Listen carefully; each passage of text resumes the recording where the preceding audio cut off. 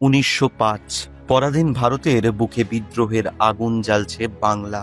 বাঙালি শিখে গেছে ব্রিটিশদের চোখে চোখ রেখে কথা বলতে, আঘাত ফিরিয়ে দিতে। ঠিক সেই সময় লর্ড কার্জন খেললেন তার শেষ চাল, বঙ্গভঙ্গ। ঠিক করা হলো বাংলা ভাগের তারিখ হবে 16ই অক্টোবর 1905। গর্জে উঠলেন রবীন্দ্রনাথ। বঙ্গভঙ্গের বিরুদ্ধে তিনি হাতিয়ার করলেন রাখি বন্ধনকে। ঐক্যের সুতোর বাঁধনে জাগালেন বাঙালির ভ্রাতৃত্ববোধ। তার ডাকে হাতের রাখি হয়ে উঠল প্রতিরোধের প্রতীক। কার্জনের বিভাজনের বিষ গুড়িয়ে গেল ঐক্যের বন্ধনে। আজ আবার বাংলার বাতাসে সেই বঙ্গভঙ্গের গন্ধ। শুধু কার্জনের জায়গায় সে মোদি সায়েরা।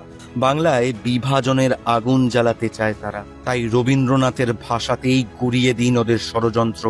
রাখির বন্ধনে গড়ে তুলুন বাংলার একতা, আর বুক চিতিয়ে বলুন, জয় বাংলা।